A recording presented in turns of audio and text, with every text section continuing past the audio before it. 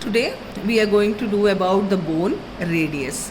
The bone radius is a bone which is present on the lateral aspect of your forearm here. Okay, so the radius bone always lies on the lateral aspect, and which is the medial bone? The medial bone is the ulna here. Okay, so you should always remember the radius always lies on the lateral aspect and the ulna lies on the medial aspect. So whenever we are going to do about any bone, first we should identify what are the gross features, what are its borders, surfaces, upper end, lower end. Other than that, the next thing that you have to do is place the bone in anatomical position, and you should tell it whether it is right sided bone or it is left sided. Please remember, when you are explaining the bone, you have to keep the bone in anatomical position only in a particular shape that is depending upon your body anatomy. Okay, that means if you are holding the radius and it is a right sided radius, then you should hold it in such a way that it is placed in your own body. That is the anatomical position here. Okay, now let's start with the radius bone. Now the radius, it is an example of a typical long bone. Other typical long bone that we have studied are humerus. Okay, then we have our radius, ulna, femur. All these are examples of a typical long bone. So the typical long bone here will have an upper end, okay, a lower end. Before telling about the anatomical position, we should know what is the upper end, what is the lower end, which is the medial aspect, which is the lateral aspects. After knowing those things only, you will be able to keep it in anatomical position. Okay, so the radius has an upper end and a lower end and a shaft here. Okay, now first characteristic features which are present in the upper end here. The upper end has a disc shaped head with a superior surface which is concave and articular. Okay, then we have a constricted part here which is called as the neck of the radius, and a tuberosity which is called as the radial tuberosity. So when I say about the radius bone here, we have a disc shaped head, a neck, and the radial tuberosity on the upper end here. Okay, now then we have the shaft here. The shaft, one thing that you can easily identify is a very sharp border here. When you touch both the aspects of the bone on the sides, you can see a very sharp bone is present, sharp border is present here.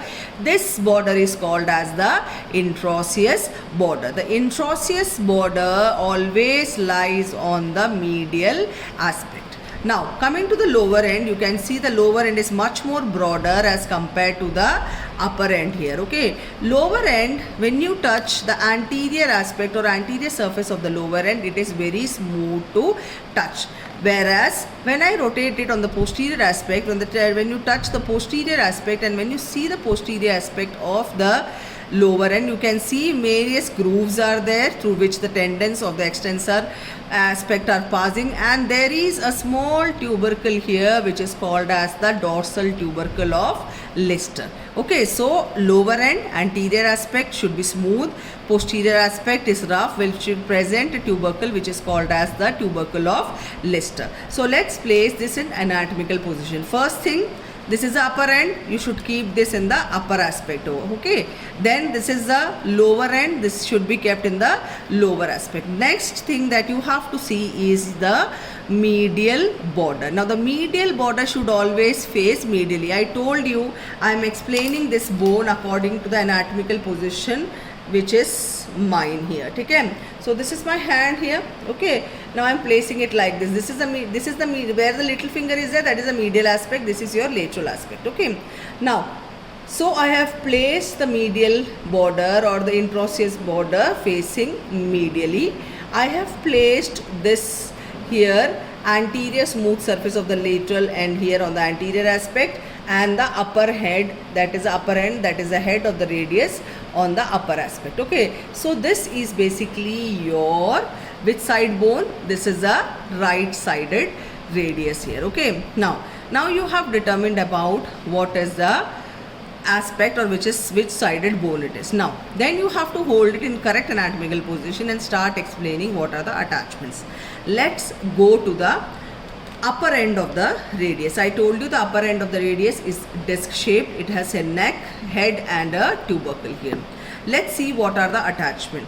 Now the upper end here, the articular surface here on the superior aspect of the head will articulate with the capitulum of the humerus to form the elbow joint. This is the joint here, okay. So the disc shaped head's upper superior surface or superior surface which articulate with the capitulum of the humerus to form the elbow joint. And here structures, let me identify. This is the capitulum, this is the trochlea, here the ulna articulates, this is the medial epicondyle, and this is your lateral epicondyle here, okay. Here ulna will also fit, and these three bones will form the elbow joint, which is an example of hinge variety of synovial joint here, okay. Clear? Now this head of the radius will also articulate with a notch which is present in the ulna. This notch is called as the radial notch of the ulna here, okay. Now this will fit here like this, okay. Then there has to be some support here. So for that a ligament is present which is called as the annular ligament. It will cover the disc shaped head here. Now what joint is formed here? This is superior radio-ulnar joint, which is an example of pivot variety of synovial joint. So in the upper end here we can see two joints. One is with the humerus to form the elbow joint, and one is with the ulna here to form the superior radio-ulnar joint, which is a pivot variety of synovial joint here, okay. Now the upper end here presents below, there is a neck here. In the neck only one attachment you guys have to remember, that is on the medial aspect, that is here.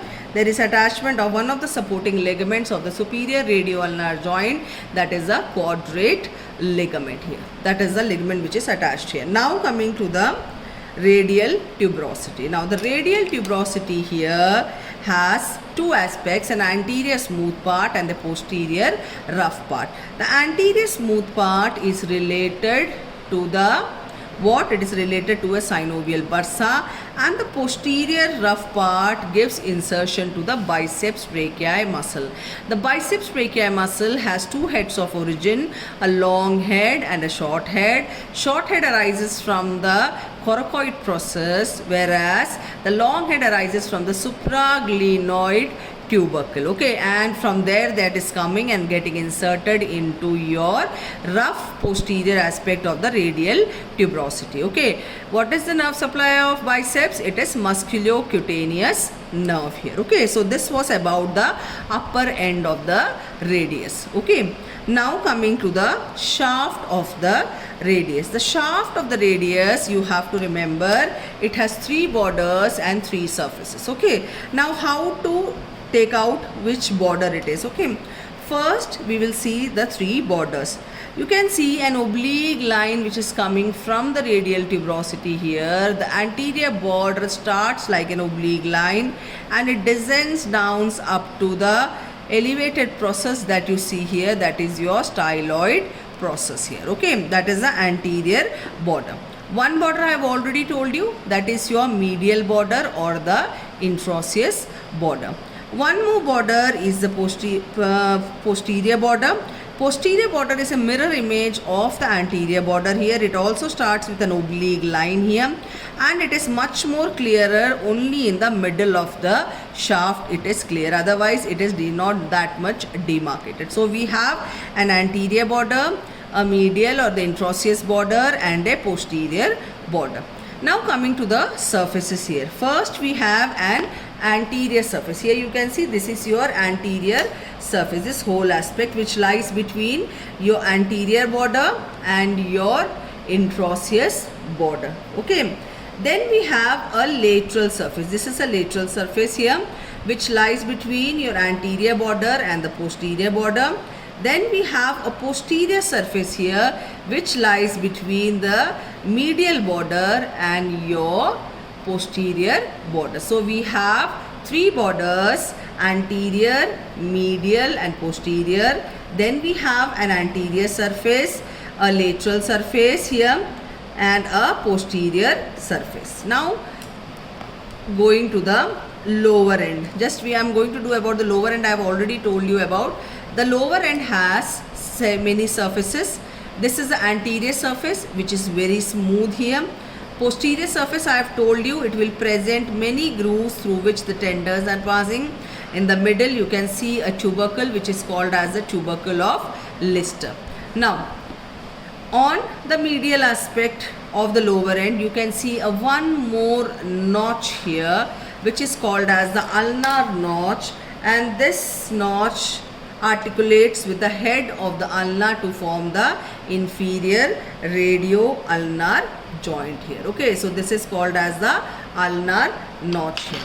On the lateral aspect, you can see the styloid process, and when I make you see the inferior aspect, you can see a triangular area and a quadrangular area. These are articulating with the carpals. I will tell you the name in the later on class here. Okay, in the next class, so just doing the gross one more time. After that we will be doing the muscle attachment. This is the upper end, disc shaped upper end. This is the neck, radial tuberosity. This is the sharp interosseous border. We have an anterior border and a posterior border. Three surfaces: anterior surface, lateral surface and your posterior surface. The lower end here is broader as compared to the upper end. The anterior aspect is smooth. Posterior aspect here is rough and presents many grooves. In the middle you can see the tubercle, which is called as the dorsal tubercle of Lister. On the medial aspect, one more notch is present where the head of the ulna articulates to form inferior radio-ulnar joint. That is an example of pivot variety of synovial joint. On the lateral aspect, there is a slight projection here, which is called as the styloid process, and the inferior surface, it articulates with the carpal bones. These are the main gross features of the bone radius. Thank you.